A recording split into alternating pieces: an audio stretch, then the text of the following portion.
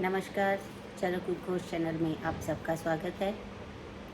आज हम चरक सूत्र स्थान के पहले अध्याय के अगले श्लोक पर चर्चा करेंगे और इस श्लोक का नाम है श्लोक नंबर 57।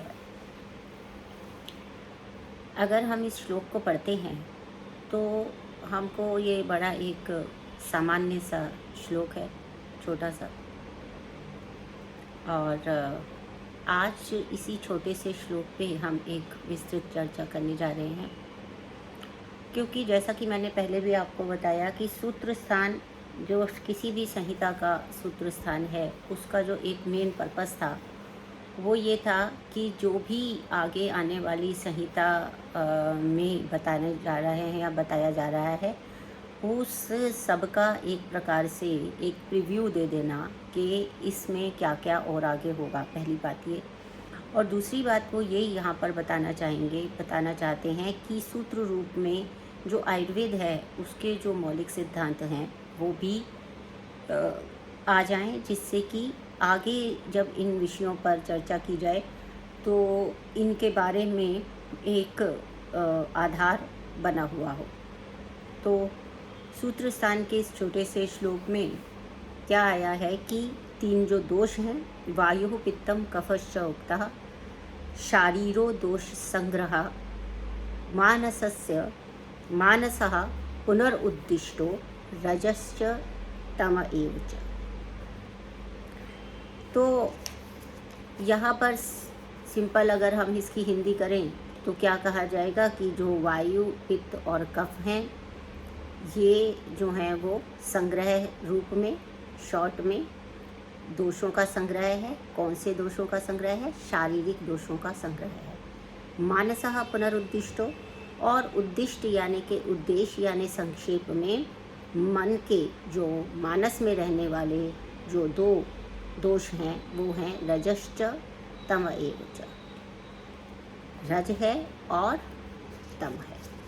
तो इस तरह से इसकी जो एक साधारण रूप से हम अगर हिंदी करते हैं तो वो इतनी सी ही हिंदी है कि वात, पित्त और कफ संक्षेप में शारीरिक दोष हैं और मन के जो दोष हैं रज और तम है।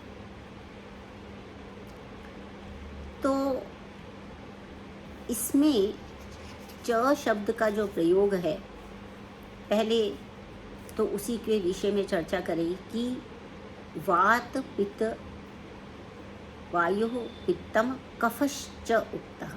यहाँ पर च लगाने से, एक संक्षेप में बता देने से यह पूरी तरह से स्पष्ट कर दिया गया कि चरक संहिता 3 ही दोषों को मानती है।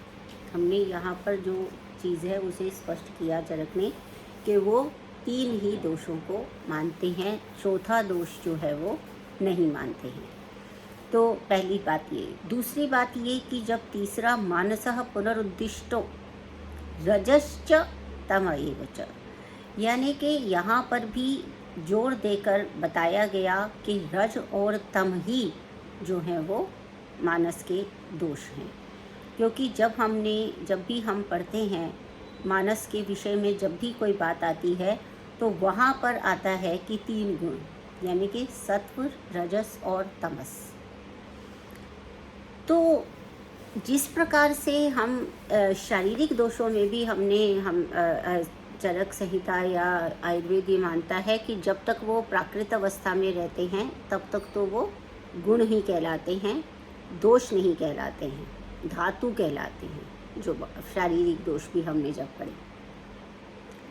इसी प्रकार से जब ये अपनी प्राकृत अवस्था में है, सत्व, रजस और तमस अपनी प्राकृत अवस्था में है, तब तो ये मन के क्या हैं? 3 गुण हैं। तब तक तो ये क्या हैं? मन के 3 गुण हैं, ठीक है ना। लेकिन जब दोष की बात आ जाएगी, जब दोष के विषय में बात करेंगे तो दोष कौन करता है? सत्व जो है वो दोष नहीं कर रहा है सबसे, क्योंकि सत्व जो है वो मन का शुद्ध स्वरूप भी जो है वो सत्व कहलाता है। क्यों सत्व कहलाता है? क्योंकि सत्व का अर्थ जो अगर हम शाब्दिक अर्थ करने के लिए जाएंगे तो हमें पता चलेगा कि सत्य का जो वहन करने वाला होता है, सत्य का वहन करने वाला जो होगा, जिसको सत्य ज्ञान होगा। अब सत्य ज्ञान क्या है? वास्तव में जो सत्य ज्ञान है वो ये है कि हमारा कुछ भी नहीं है। यहाँ पर मैं आपको बता देना चाहती हूँ, जैसे मैंने आपको बताया कि चरक संहिता जो है उसके अंदर पूरे का पूरा अगर हम देखेंगे तो पूरा आध्यात्मिक भी इसके अंदर ज्ञान प्राप्त हो जाएगा हमको, और जो है वो व्यावहारिक ज्ञान भी प्राप्त हो जाएगा। तो सत्य को वहन करने वाला, सत्य का अर्थ क्या है? सत्य का वास्तविक अर्थ ये है कि ये सब कुछ जितनी भी चीज़ें हैं, ये हम जिसको अपनी समझते हैं, हमारी बिलोंगिंग्स हैं, चाहे वो वस्तु के रूप में हो, चाहे वो व्यक्ति के रूप में हो, चाहे वो स्थान के रूप में हो, जो कुछ भी हो, हम अगर उसको अपना मानते हैं, मेरा मानते हैं, तो वो वस्तुतः हमारा नहीं है। सत्व का अर्थ ये होता है कि हम सत्य का वहन करते हैं, अर्थात हम जो एक नियंता है, सभी का नियंता है, जिसे हम भगवान कहते हैं, तो उसको वो जो शक्ति है वो वास्तव में हम सबको चलाने वाली होती है। और सत्य ये है कि हमारा जो है वो यहाँ पर कुछ भी नहीं है। हम ऐसे सामान्य भाषा में भी जब बात होती है तो हम यही बोलते हैं ना कि ना कुछ लेके आए थे, ना कुछ लेके जाना है, ना हमारा पहले कुछ था, ना अभी बाद में कुछ है। हम समझते हैं इस बात को कि एक जब हम जैसे मोबाइल की बात कर लें, जो सबसे ज़्यादा पॉपुलर वस्तु इस टाइम हो रखी है, तो क्या है कि उसमें क्या होता है कि जब तक वो किसी की शॉप पे होता है तो वो शॉपकीपर क्या कहता है, ये मोबाइल मेरा है। और फिर थोड़ी देर बाद उसको जो ग्राहक है वो ख़रीद लेता है, जो कस्टमर है वो लेके चला गया, तो उसके बाद वो उस मोबाइल पे क्या कहता है, तो मेरा है। वो ये नहीं कहता कि ये उस दुकानदार का था और मैं उसको पैसे दे के और अब मेरा पैसे ले आया। अब वो सिर्फ ये कह रहा है कि ये मोबाइल मेरा है। अब जिस कंपनी ने बनाया है वो कहता है कि वो मोबाइल मेरा है क्योंकि मैंने उसको बनाया है। और इसी तरह से फिर जब ये मोबाइल मान लीजिए कि किसी और ने छीन लिया या खो गया या किसी और को मिल गया, तो उसने क्या कहा कि मोबाइल मेरा है। तो वास्तव में जो है वो किसका है? वो मोबाइल जो है वो उस कंपनी का है जिसने कि उसको बनाया है। तो इसी प्रकार से जो नियंता है, जिसने ये पूरा संसार बनाया है, ये सब कुछ उसका है। लेकिन हम जब ऐसा नहीं मानते हैं और हम इसको जो है वो अपना मानने लग जाते हैं, अपने लिए मानने लग जाते हैं, तो वहीं पर जो है वो सारी गड़बड़ हो जाती है।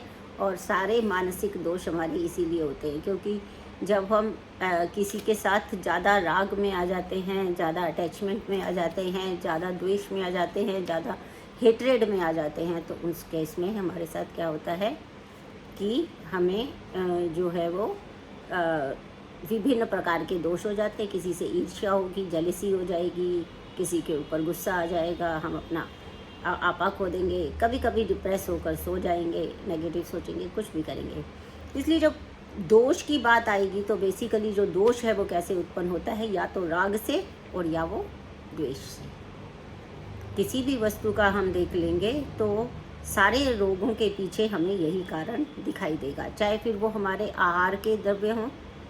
जैसे कि हम देखते हैं कि आजकल सभी जो लोग हैं वो क्या कर रहे हैं कि बच्चों में या कहीं पे भी हम देखते हैं कि जो हमारा जो ये हमारा क्या कहते हैं इसको, पिज़्ज़ा है, बर्गर है, जितने भी जंक फूड्स हैं, वो जंक फूड्स के ऊपर ज़्यादा बच्चों का ध्यान चला जाता है। और जो हरी सब्जियां हैं, ये घर का खाना है, इसके प्रति उनका द्वेष हो जाता है। तो ये सारी चीज़ें जो हैं मिल मिलाकर हमारे सभी रोगों का कारण बन जाती हैं। तो इसलिए जब दोष की बात आई तो रज और तम ही दोष उत्पन्न करने वाले होते हैं, ठीक है ना। तो इस तरह से त्रिगुणात्मक मन होता है। जब गुण तब कहलाता है जब वो स्वस्थावस्था में रहता है। दोष जो उत्पन्न होते हैं वो रज और तम की वजह से ही उत्पन्न होते हैं। ये यहाँ पर ये बताने का प्रयास।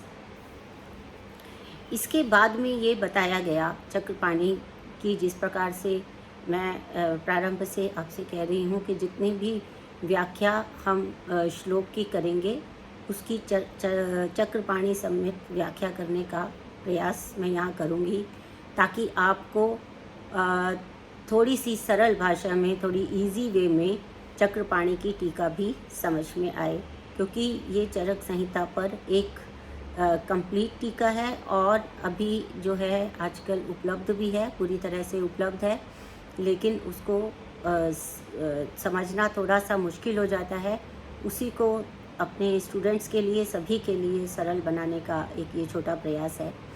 तो अब इसमें चक्रपाणी सम्मत व्याख्या करते हुए पहला बिंदु जो हम कवर करेंगे वो ये है कि जो विकार के, पहले तो आप यहाँ पर ही ये बता देना, जो चक्रपाणी ने कहा कि विकार के आश्रय, जैसे पहले बताए हमने कि व्याधि के दो आश्रय होते हैं, एक शरीर होता है, एक मन होता है। तो दो आश्रय बताते हुए पहले तो आश्रय बता दिए दो, उसके बाद तीन कारण बताए थे, है ना, जो हमने देखा था कि काल, बुद्धि और इंद्रियों के जो अर्थ होते हैं उनके जो योगो मिथ्या न च अति च, इस प्रकार के जो ये होते हैं, काल, बुद्धि, इंद्रिय अर्था नाम योगो मिथ्या न च अति च, ये जो श्लोक हमने किया तो इसमें हमने जो कारण बताए कि ये रोग का कारण होता है।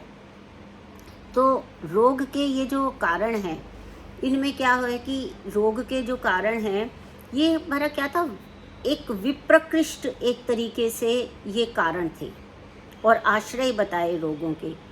अब जो भी रोग होता है उसके दो तरीके के कारण होते हैं, ये भी जो है वो आयुर्वेद में बताया गया। तो एक कारण होता है जो दूर का कारण होता है, दूरस्थ, दूर का कारण है कि हमने बुद्धि का हीन मिथ्याति योग किया, काल का हीन मिथ्याति योग अपने आप क्लाइमेटिक कंडीशंस की वजह से हो रहा है, जैसे अभी भी हो रहा है और होता जा रहा है बार बार, और इंद्रियों के अर्थों का भी हीन मिथ्याति योग हो सकता है, हमारे कायिक, वाचिक और मानसिक कर्मों का भी हीन मिथ्याति योग हो सकता है। तो ये सब हम जब करते हैं तो ये कारण बनते हैं रोग के। लेकिन ये रोग के कारण कैसे कारण हैं, ये दूरस्थ कारण है, दूर, पहले दूर वाले कारण है, जो सन्निकृष्ट कारण है जिसकी वजह से रोग एक्चुअली होगा, वो क्या है, दोष हैं।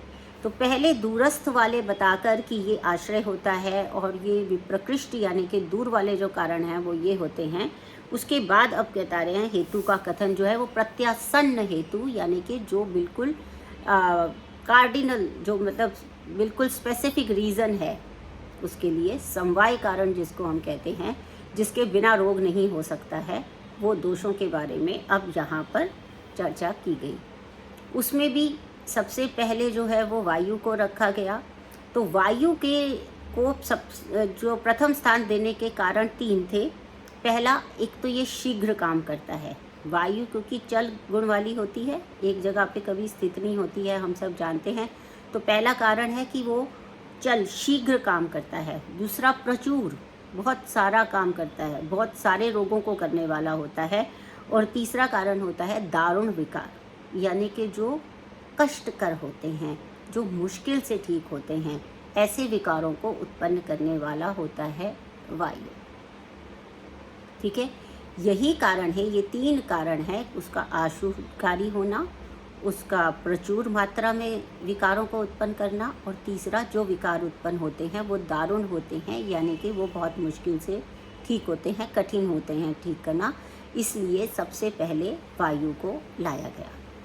अब दूसरा जो स्थान है वो पित्त को दिया गया, क्योंकि क्या कहा गया कि शरीर के जो मूलभूत है अग्नि का हेतु होता है। पित्त जो है वो शरीर के मूलभूत जो अग्नि है उसका हेतु होता है, और कफ के अपेक्षा, कफ के मुकाबले, अगर कफ के कंपैरिजन में वो ज़्यादा रोग करने वाला होता है, इसलिए दूसरा स्थान जो है वो पित्त को दिया गया।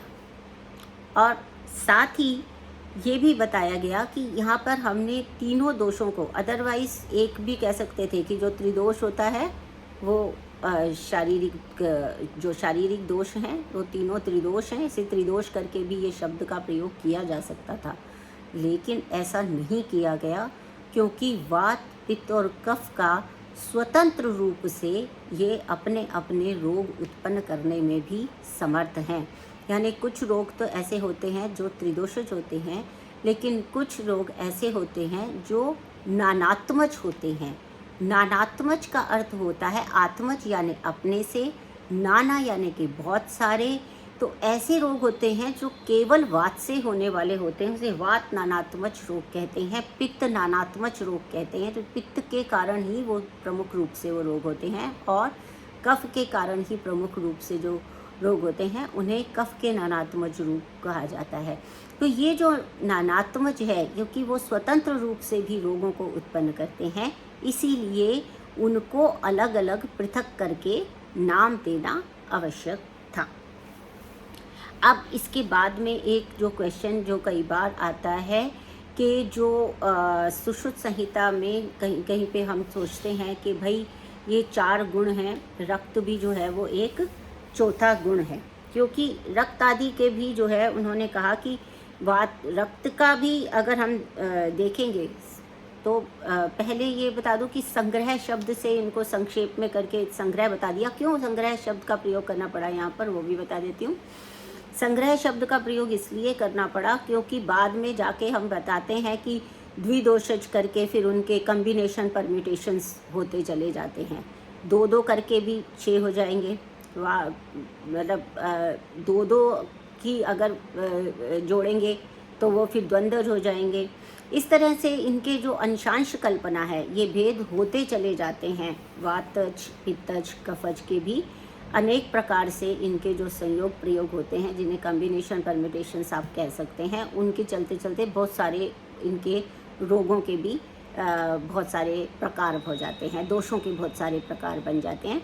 तो उसको यहाँ पर चर्चा ना करते हुए संग्रह में संक्षेप में बता दिया कि भाई ये 3 दोष होते हैं। तो इस प्रकार से अब फिर अगला जो आया वो था रक्त था, क्योंकि उन्होंने कहा कि रक्त भी जो है, रक्त का जो दोष है उसको भी दोष कहीं कहीं पे माना गया है। जैसे वात आदि उसके भी विशिष्ट हेतु होते हैं, रोग के लक्षण होते हैं, उसके विकार होते हैं रक्त के, और उसकी चिकित्सा का भी निर्देश किया गया है। जैसे कि हम देखेंगे कि जो विधि शोणितीय अध्याय आगे 24वां नंबर का अध्याय चरक संहिता का आएगा, वहाँ पर एक फ्रेज आया काले च अनवसेचनात्, यानी कि काल में, जिस काल में उसका जो योग्य काल है, जो प्रॉपर काल है, उस काल में रक्त का अवसेचन न करने से, यानी कि रक्त मोक्षण न करने से रोग उत्पन्न होते हैं। इसी तरह से एक और आया कि जैसे इसमें जो विधि शोणितीय अध्याय में ही 24वें अध्याय में ही 22वें श्लोक में उसके स्वरूप के बारे में वर्णन किया गया, जो लक्षण होता है उसके बारे में वर्णन किया गया। क्योंकि हम दोषों में भी यही बताते ना कि उसका एक लक्षण होता है, फिर वो कैसा दिखता है, उसके क्या फीचर्स हैं, तो उसके फीचर्स बताए गए कि भाई वो कैसा होता है, वीर भूटी नामक कीड़े जैसा होता है, इंद्रगोप जैसा होता है, या तपनीय ऐसा नाम भी दिया गया है, सोने से के तपे हुए के समान होता है। तो इस तरह से इसके लक्षण का भी निर्देश किया गया है। इसके अलावा उससे होने वाले विकारों का भी निर्देश किया गया है। जैसे ये रक्तार्श है, ये रक्त से होने वाला अर्श है, ये रक्त प्रदर है जिसमें कि रक्त, यूट्रस से रक्त बाहर आता है, मैनोरेजिया भी जिसको हम कई बार कह देते हैं। तो इस रक्त को जो है ये सब कहा जाता है, ये रक्त विकार भी कहे गए हैं। फिर रक्त स्राव यानी कि शिरावेदन के द्वारा इसकी चिकित्सा भी की बताई गई है। ये भी 24वें नंबर जो अध्याय है उसका 18 नंबर श्लोक में ऐसा बताया गया। उसके बाद कहा गया कि इस तरह भी चिकित्सा के में भी दिया गया, जैसे चरक में जो दोष संज्ञा भी दी गई, जैसे कि चरक चिकित्सा अध्याय 5 यानी कि जहाँ पर गुल्म की चिकित्सा बताई गई है, वहाँ पर जो इसमें जो श्लोक आया है उसमें उन्होंने क्या कहा है कि शोणित में जब उन्होंने कहा कि कफ वात के जित प्राय होने पर वात की चिकित्सा करते हुए, कफ वात की जित प्राय होने पर वात की चिकित्सा करते हुए यदि पित्त अथवा शोणित कुपित होता है तो जिस दोष की जैसी अधिकता हो वैसी चिकित्सा की जाती है। यानी उसी प्रकार वहाँ पर चिकित्सा करनी चाहिए। तो यहाँ पे थोड़ा सा डाउट हो जाता है कि ये कहीं ना कहीं रक्त भी चौथा दोष है, क्योंकि कफ और वात के बारे में बताते हुए फिर उन्होंने कहा कि अगर ऐसा होने पर वात की चिकित्सा करते समय यदि पित्त या शोणित कुपित होता है, तो यहाँ पर शोणित को भी जो है वो दोषों के साथ ही ले लिया गया। इसलिए यहाँ पर एक डाउट क्रिएट होता है कि इसको भी दोष माना गया है। लेकिन इसकी जो कमेंट्री या व्याख्या करते हुए क्या कहा गया कि नहीं, दोष जो है हमें मालूम है कि वो प्रकृति का आरंभ करते हैं, एक चीज़ होती है उनके अंदर जो विशेष होती है, और दूसरा ये होता है कि वो स्वतंत्र रूप से दूषण करने में समर्थ होते हैं।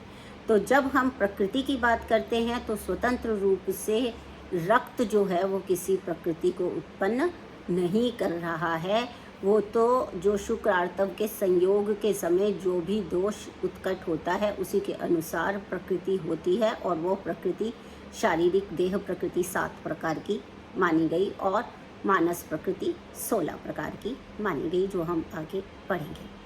तो यहाँ पर सबसे पहले रक्त जो है वो किसी और प्रकृति को उत्पन्न करने वाला नहीं है, और दूसरा स्वतंत्र रूप से वो दूषण करने वाला नहीं है।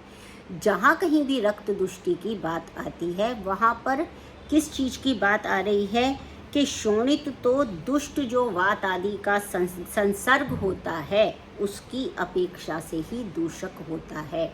वात आदि जब दूषित होकर रक्त को दूषित करते हैं तभी वो दूषण करने वाला होता है, अदरवाइज वो दूषण नहीं कर सकता है, क्योंकि वो अधिक प्रमाण से, इसलिए वात आदि वहाँ दूषणात्मक होते हैं, यानी कि वात आदि से ही रक्त दूषित होता है और अधिक बड़ा हुआ भी वो दूष्य ही रहता है, और उसके जो हेतु आदि हैं वो विशिष्ट नहीं होते हैं। क्योंकि अगर हम ऐसा मान लें, ऐसा मानने से तो फिर मांस के साथ भी वही बात हो जाएगी। कैसे मांस के साथ हो जाएगी, कैसे बताते हैं कि जैसे दिन में जो सोने वाला व्यक्ति होता है उसको, दिन में खाना खा के सोने वाला जो व्यक्ति होता है उसके मांसवाही स्रोतस दुष्ट हो जाते हैं, मांस जो है वो दुष्ट हो जाता है। और फिर उसके लक्षण बताते हुए जो विविध अशितनीति अध्याय में शृणु मांस प्रदोष जान, अध्याय कौन सा है, चरक का सूत्र स्थान 28वां अध्याय और 13वें नंबर श्लोक में बताया गया, शृणु मांस प्रदोष जान, मांस दोष के प्रदूषित हो जाने, मांस धातु के दूषित हो जाने से होने वाले रोगों को सुनो। इसी तरह से मांस दुष्टि जो विमान स्थान में बताई गई, जो स्रोतो विमान में बताया गया, तो उन्होंने कहा कि मांस दुष्टि के जो लक्षण हैं वो वही हैं जो मांस धातु के प्रदोष से उत्पन्न होते हैं। मांस धातु के दूषित होने से जो लक्षण उत्पन्न होते हैं वही मांस वह स्रोतस की मांस दुष्टि के लक्षण वही वाले हैं। ठीक है, तो यहाँ पर जो बताया गया ये कौन सी तंत्र युक्ति है वो भी बता देती हूँ, ये अतिदेश तंत्र युक्ति है। अतिदेश तंत्र युक्ति का अर्थ ये होता है कि सूत्र स्थान पहले आया है, सूत्र स्थान में मांस प्रदोष, जो मांस की दुष्टि के होने वाले जो लक्षण है, मांस वृद्धि के लक्षण हैं वो पहले आ गए हैं। और इसमें जब स्रोतो विमान में बताया जाता है कि मांस दुष्टि के लक्षण वही वाले होंगे जो कि पहले कह के आए हुए हैं, तो ये अतिदेश तंत्र युक्ति होती है, यानी कि वहाँ पर मांस दुष्टि जो स्रोतस के दुष्ट होने में और मांस धातु के दुष्ट होने के एक ही लक्षण होते हैं, ये बताया गया है। तो इस तरह से अगर ऐसे माना जाए तो फिर मांस की भी स्पेसिफिक चिकित्सा होती है, मांस के भी विकार होते हैं, जैसे अधिमांस है, अर्बुद है, किसी भी प्रकार के जो ट्यूमर्स होते हैं, और मांस की वृद्धि किसी जगह पर हो जाती है, तो ये सारी भी चीज़ें मांस के विकार कहे गए हैं। तो मांसज रोगों की भी अपनी स्पेसिफिक चिकित्सा भी कही गई है, जैसे कि संशोधन कर्म करना, शस्त्र कर्म करना, अग्नि कर्म करना, ये भी चरक सूत्र स्थान 28/26 में कहा गया है, इस प्रकार से बताया गया है। तो इसलिए दूषीय अधिकार में जो दोषकृत कार्य, यानी कि दूषियों के द्वारा ही उसका नामकरण होता है, तो दोष के द्वारा ही दूष्य की विकृति होती है।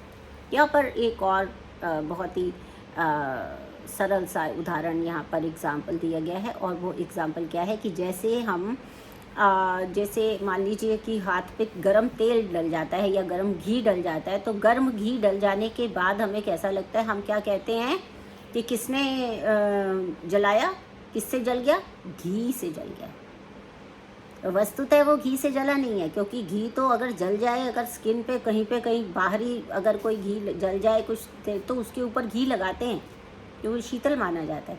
तो घी से जल कैसे गया, घी से नहीं जला, एक्चुअली वो जला किससे है, घी के अंदर रहने वाली अग्नि से जला है।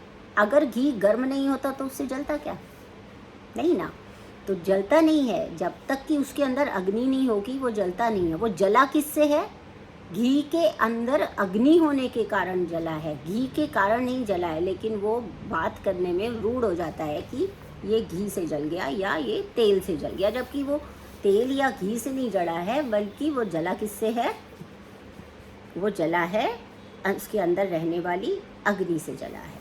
तो ये स्नेह दग्ध होता है, स्नेह से जल गया ऐसा कहा जाता है। तो इसी तरह से जो पीड़ा करते हैं वही दोष कहलाते हैं। तो उसका आहार इत्यादि से ही उसमें काम चल जाता है, उसकी कोई आवश्यकता, हमें दूसरी कोई आवश्यकता नहीं होती। अब इसके बाद क्या होता है कि सुश्रुत में शोणित का दोषत्व जो बताया, सुश्रुत ने जो शोणित में दोषत्व बताया है वो व्रणों में बताया। व्रणों में प्रायः शोणित दुष्टि के जो लक्षण बताए गए हैं वो एक्चुअली क्या है, वो भी उसी तरह से व्यवहार में है कि वो लक्षण शोणित दुष्टि के ना होकर के शोणित में जो दोष दुष्ट है उसके लक्षण हैं। लेकिन क्योंकि उसका आधार वो रक्त है, इस वजह से वो रक्त के लक्षण दिखाई देते हैं। तो उन्होंने व्रण प्रश्नीय में जब आगे जो व्रण प्रश्न अध्याय आया वहाँ सुश्रुत ने भी 3 ही दोष बताए हैं, जैसे कि वात पित्त कफ ही देह की उत्पत्ति के हेतु होते हैं, ऐसा सुश्रुत सूत्र स्थान 21वें अध्याय के 3 श्लोक में बताया गया। इसके अतिरिक्त भी जैसे मैंने आपको बताई दिया कि वो प्रकृति का आरंभक नहीं होता है, इसलिए भी हम रक्त को चौथा दोष नहीं मान सकते हैं। सुश्रुत ने भी जो बताया है वो किसी संदर्भ में उसको बताया है, और वहाँ पर भी जो बताया है वो रक्त में जो दूषण के मतलब जो लक्षण उत्पन्न हो रहे हैं वास्तव में वो दोष के कारण ही हो रहे हैं। बिल्कुल वैसे ही जैसे स्नेह दग्ध के बारे में आपको बताया कि स्नेह से जलना नहीं होता, बल्कि स्नेह के अंदर जो अग्नि होती है उसी से जलता है। लेकिन व्यवहार में कैसा कहा जाता है कि स्नेह से जल गया। उसी तरह से रक्त भी जो है वो दोषों के कारण, जो वात पित्त कफ है उन्हीं से दूषित होता है, और जो लक्षण रक्त की दूषित के लगे एक्चुअली कहे गए हैं वो बेसिकली क्या है कि वो दोषों के कारण ही वो लक्षण उत्पन्न होते हैं। ठीक है, अब इसके बाद में मानसः पुनरुद्दिष्टो, तो यहाँ पर मानस जो विकार हैं उनका ज़्यादा वर्णन नहीं किया गया, उसको थोड़े से में ही बता दिया गया। कारण क्या है कि ये जो हमने जो पढ़ा है और जो कहा गया है कि चिकित्सिते तु चरकः, अब चरक जो है चरके तु चिकित्सिते, यानी चिकित्सा में चरक जो है वो श्रेष्ठ हैं। तो बेसिकली जो काय चिकित्सा ही इसमें प्रधान मानी गई है, चरक संहिता में जो प्रधानता जिस चीज़ को दी गई वो काय चिकित्सा को दी गई, और काय का अर्थ होता है अग्नि। तो उससे संबंधित रोगों का विस्तार से वर्णन किया गया, अर्थात शारीरिक जो दोष थे, जो रोग थे उनका विस्तार से वर्णन किया गया।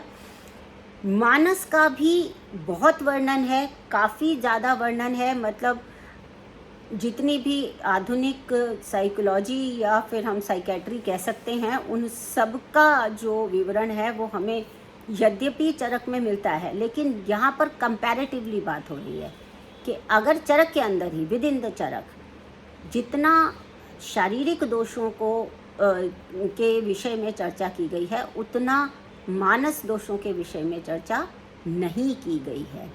तो इसीलिए यहाँ पर भी उन्होंने जब जितनी व्याख्याएं की गई हैं उसमें भी मानस दोष पे कम व्याख्या की गई है। जैसे हमने मानस दोष की चिकित्सा भी एक लाइन में ही ये बता दी गई कि मानस दोषों की कैसी चिकित्सा होती है, वो आगे हम पढ़ेंगे। तो एक पंक्ति में बता दिया गया, या मानस पे जो विशेष काम जो किया गया वो 2 ही अध्याय जैसे चिकित्सा में रखे गए, या निदान में उन्माद अपस्मार के विषय में आया। इस तरह से कंपैरेटिवली वो अध्याय कम हैं। लेकिन मैं यहाँ पर एक चीज़ और स्पष्ट कर देना चाहती हूँ कि कम है लेकिन नहीं है ऐसा नहीं है, पहली बात। और दूसरी बात ये है कि किसी और से कम है ऐसा नहीं है। चरक के अंदर ही शारीरिक व्याधियों पे ज़्यादा जोर दिया गया और मानसिक पे कम दिया गया। इसका अर्थ ये नहीं कि मानसिक रोगों या चिकित्सा के विषय में वहाँ पर वर्णन कम मिलता है।